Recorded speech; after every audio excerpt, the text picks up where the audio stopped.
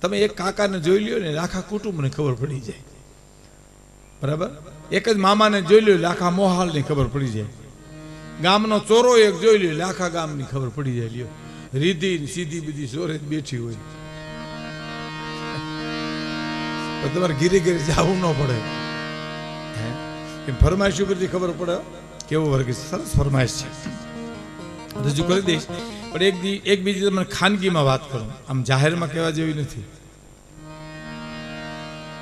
કે આ બારગામ જઈએ, ચોતરા આવીએ કે નાગેહરી જઈએ કે વડલી જઈએ કે રાજુલા જઈએ ને પ્રોગ્રામ કરીએ ને ફરમાઈશી ચીઠીઓ આવે. પણ જુનાગઢમાં જો પ્રોગ્રામ હોય ને તો ઉઘરાણી નહીં આવે. તમને ન ખબર હોય, એ અમને ખબર હોય. આમ ચીઠી આવે ને વાંચીએ તો એમ થાય શિવાજીનું હાલડું છે, કસુમીનો રંગ છે, તો લખ્યું હોય થોડા થોડા મહેરબાની કરીને દઈ જાઓ, તમને પાછા ગોતવાય ક્યાં. લીકતી પ્રેમજીભાઈ કરિયાણા વાળા, તો અહીંયા અમને ખબર પડે કે તો પ્રેમજીભાઈ પ્રોગ્રામમાં આવ્યા લાગે. એટલે અમે એમ કહીએ કે રજૂ કરી દઈશું, એટલે સમજી જાય દઈ દે. સરસ ફરમાઈશ છે. પણ છેલ્લી કડી અને એક છેલ્લો પ્રસંગ કહીને આપના હાનું એક ફરમાઈશ રજૂ કરું. મેં તમને કીધું એમ હાસ્ય તો દરેકના જીવનમાંથી નીકળે છે. હાસ્ય રસ તો પવિત્ર છે. બેન દીકરી, ભાઈ બહેન, સાધુ સંતો, ગુરુ શિષ્ય બેઠા હોય, કોઈની મર્યાદામાં આંચનો આવે અને હસવું આવે એવો લોક સાહિત્યનો હાસ્ય રસ છે. અને દરેકના જીવનમાંથી નીકળે છે. આગળ બેઠા હતા સ્વામીજી કહેતા હતા ને કે ગામડામાં સહજ હાસ્ય હતું. જ્યાં મનોરંજન ગામડામાં ક્યાં હતું જ બીજું. ભવાઈ હતી, હાલતા ને ચાલતા નાટકો હોય અને કા ચારણ બારોટ વાર્તા કરે. કોઠા હુજવાળા માણસો છે ગામડાનો અભણ. મને એક ગામડાના બાપાએ કીધું હતું, લ્યો હમણાં મને કે ભીખુદાનભાઈ સંસાર છે ને શેરડીના સાઠા જેવો છે. મેં કીધું બાપા એ કેવી રીતે? મને કે માંડ મજા આવે તો ગાંઠ આવીને ઊભી રહી. નથી લાગતું સાચી વાત છે? હે લેરખો લાગે તો આબમાંથી ઉતરે. શું કરો તમે? ભોમાંથી ભાલા નીકળે. એક ગામડાના બાપાએ મને એમ, સ્વામીજી એમ કહેતા હતા કે એક વડીલ આવ્યા હતા, એવી સરસ શાસ્ત્રોની વાતો કરતા હતા સાહેબ. અભણ માણસ સાહેબ, જેની કોઠા હોજો. એક ગામડાના બાપાએ મને કીધું હતું, મને કે ભાઈ લોભી માણસને બંગલે જઈને બેહીએ એના કરતા દરિયાના કાંઠે જઈને ન બેહીએ કે ઓલો ઘોઘવાટા તો કરે. આ તો ઘરનો દીકરો હામું ન જોયે, લોભિયા જોતા છે. એક લોભિયાનો દાખલો આપું તમને. એક લોભિયાના ઘરમાં આગ લાગીને તેણે બંબાવાળાને મિસ કોલ કર્યો. બોલો, ઘર હળગે. આમ ઘણી ટ્યુબલાઇટ મોડી થાય પણ અહીં તો થાય એક વાતું ઘડી મોડી સમજાયો. હા, જુનાગઢમાં મને એક જોઈને દાંત મીંડો કાઢવા. મેં કેમ એટલું બધું દાંત આવે, હસવું આવે છે? મને કે તમે પ્રમદી વાત કરી હતી, આજ બપોરે સમજાણી છે.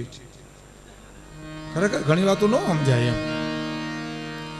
એક લોભિયો ત્રીજે માળે રહીએ. લોભિયાની દાખલો સાંભળજો. અને રવેશમાં આવ્યો અને આમ રોડ ઉપર જોયું ને તો એમ થયું પાવલી પડી છે. જોયું લોભિયો, એનો જીવ પાવલીમાં ગયો.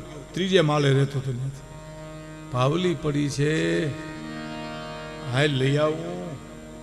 બીજે મજલે ઉતર્યો ને જોયું તો આઠાની લાગી. ઓહો, આ તો આઠાની છે.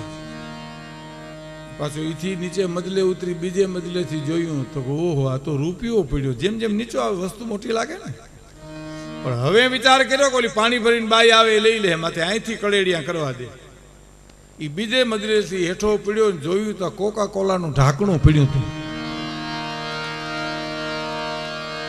કોકા કોલાના ઢાંકણામાં આ ઢાંકણિયું ખેવીને બેઠો. બોલો, આ લોભિયો કહેવાય.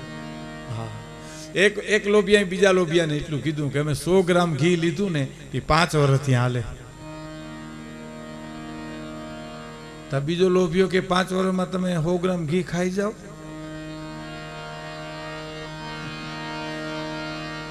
તો કે હા, કે તો કોઈ દી 2 પાંદડે ન થાવ. કે કા કે અમે 100 ગ્રામ ઘી લીધું 10 વર્ષથી હાલે, હજી કેટલા વર્ષ હાલે એ ખબર નથી. તો ઓલો લોભિયો કે તમે વાપરો કેવી રીતે? તો તમે પેલા કયો કેવી રીતે વાપરો છો? તો કે અમે સિંહીમાં ભરી રાખ્યું, હોલી બોલી બોલી રોટલી ચોપડી લઈ. કે ન થાય, 2 પૈસા ન થાય તમારી પાસે કોઈ દી. તો તમે કેવી રીતે વાપરો એ કયો? તો અમે તમારી જેમ સિંહીમાં ભરી રાખ્યું પણ બૂસ મારી દીધું. રોટલી ઉપર સિંહી ફેરવીને મૂકી દઈ, રોટલા પર સિંહી ફેરવીને મૂકી દઈ. આમાં પેઢીઓ ખૂટે, ઘી નો ખૂટે સાહેબ. લોભ એ પાપનું મૂળ છે. અને દુલા કાગના શબ્દોમાં કેવું હોય મજાદર આપણી બાજુમાં સ્વામીજી, તો એનું એક વાક્ય બહુ સરસ છે ભગત બાપુનું, કે ઉદારતા એ ઓવરકોટ છે, લોભ છે એ લંગોટ છે. ઉદારતા એ ઓવરકોટ છે, લોભ છે, લોભ પાપનું મૂળ છે. આપણામાં છે એવું નથી, બહેનોમાં એવું છે, બાયુમાં લોભ બહુ હોય. હા, એક બેનને કીધું કે હું આણું વરીને આવી, એવો વીંદણો મોતીનો લઈ આવી આણામાં, હજી તમે જુઓ તો કાલ સવારે લીધો એટલી મારી હાચવણ છે. ઓલી બાઈ કે તમે કેવી રીતે વાપરો છો? મારા ભાઈને પવન નાખો તો કે હા, એ આમ હળવે હળવે આમ વાહ ઢોળું કે એમ 20 વર્ષની વાત કરશે. ઓલી બીજી બાઈ કે તો કે હા, મારે દીકરાને ઘીરે દીકરા, એને ઘીરે દીકરા, અને હું વીંદણો લઈને આવી, તું જોત જાણે કાલે સવારે લીધો છે.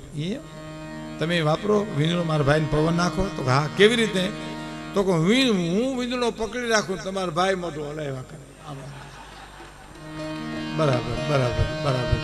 આમાં ભાઈ નબળા પડે, વીંદણા નબળા ન પડે. લોભ લોભ લોભ લોભની પરાકાષ્ઠાનો એક દાખલો દઈને પછી આગળ વધુ. એક લોભીઓ હતો ને, મરણ પથારીએ પીડ્યો હતો સાહેબ, એનો જીવ ઊંડો ઉતરી ગયો. એમાં 4 દીકરા હતા. એક દિને ન્યાય પકડીને કીધું કે બાપાનું પૂરું થઈ ગયું. તો બીજો કે વાહડા લેવા પડશે ને, લોભિયાને વાહડાને વાંધા પીડ્યા, વાહડા લેવા પડશે ને. એથી જીવનું કહે કે હલકા લઈ આવજી, ત્યાં ક્યાં બાપા આમ કહો છે ભાંગી જાય. ઓમે આપણે ક્યાં રહેવા દીધો. તો એથી સૌથી જે નાનો હતો એને એમ કીધું કે લુગડું ઓઢાડવાનું સાચું લેવું ખોટું લેવું? તો હાવ ખોટું. હાચાને શું કરવું? ત્યાં ક્યાં જબા સિવાય પ્રોગ્રામ દેવા જાઉં બાપાને ક્યાંય? ત્યાં તો આવડ ઉપર ઓઢાડીને વયું આવવું છે ને. હવે ઓલો જીવ જે ઊંડો ઉતરી ગયો તો ત્યાં ચર્ચા સાંભળી ગયો. એક જણો કે વાહડા લેવા પડશે, બીજો કે હલકા લઈ આવજે, ત્રીજો કે લુગડું ખોટું લઈ આવજે.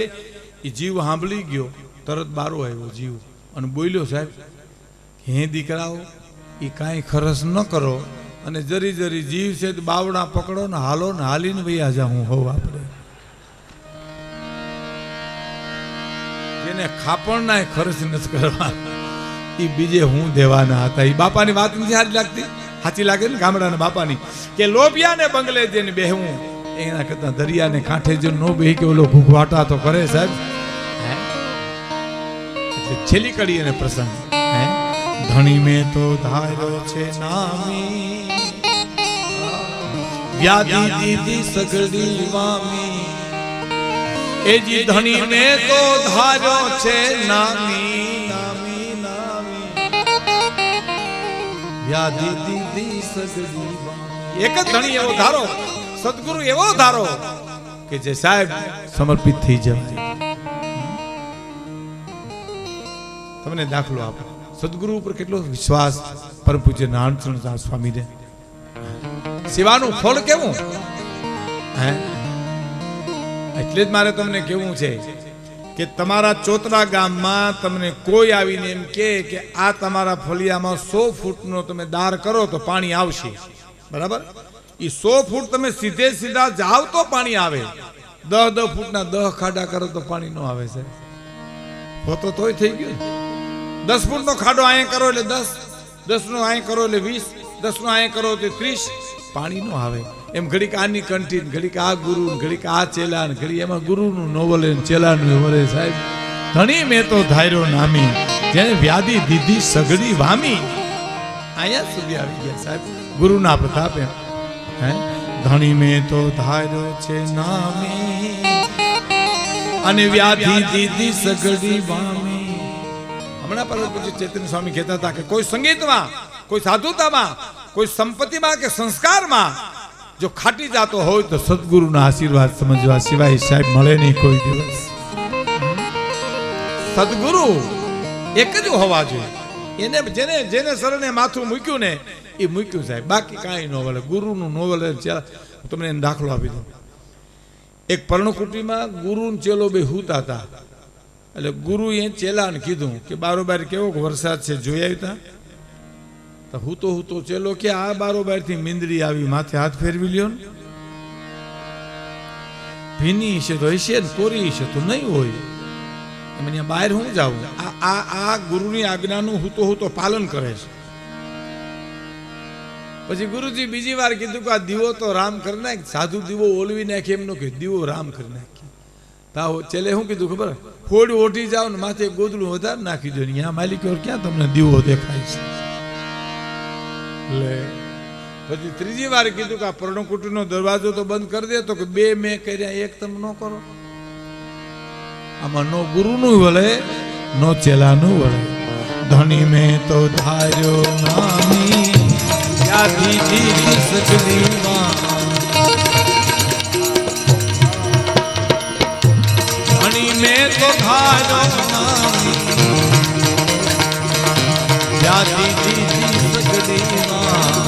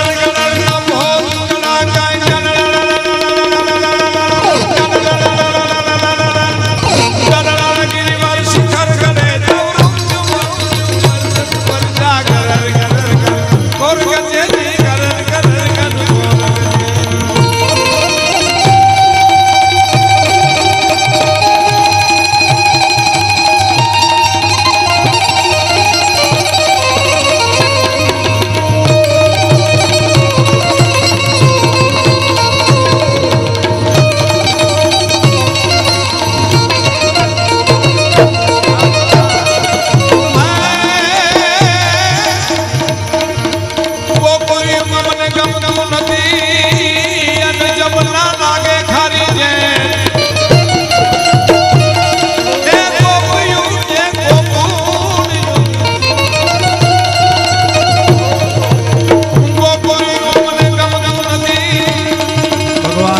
જ્યારે બ્રજમાંથી મથુરા પધારે પછી જે ગોપીઓ વેદના કરે એની આ વાત છે. ઓધવજીને કહે છે, ઓધવજી અમને ગોકુળિયું હવે ગમતું નથી અને જમના લાગે ખારી જે પડવાલા મારા વાલા નિહારીને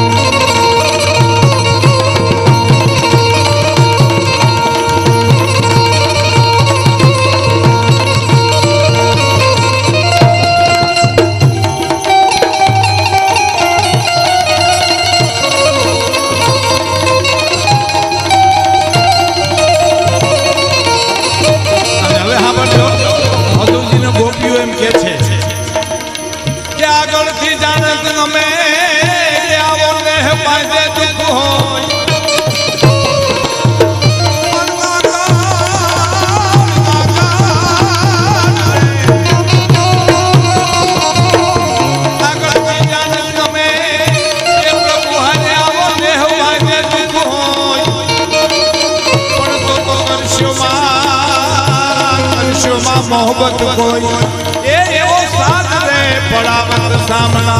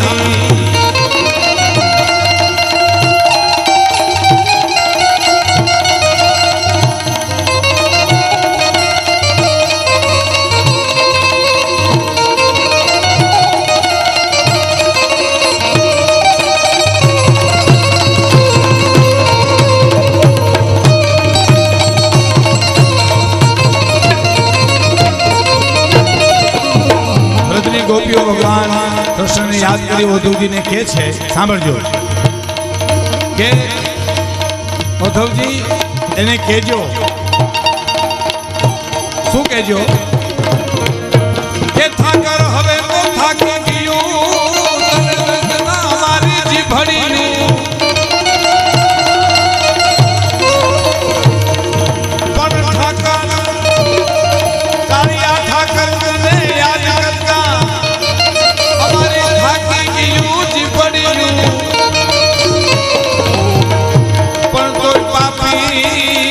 પાપી પ્રીતવ્યું એ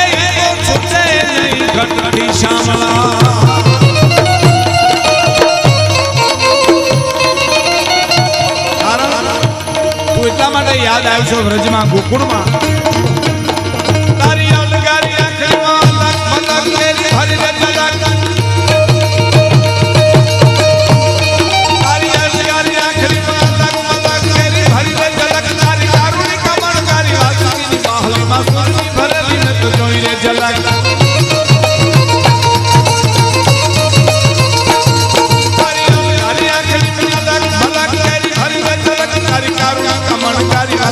बाहली मसूर में भरे दिन जोई रे जगत में मोर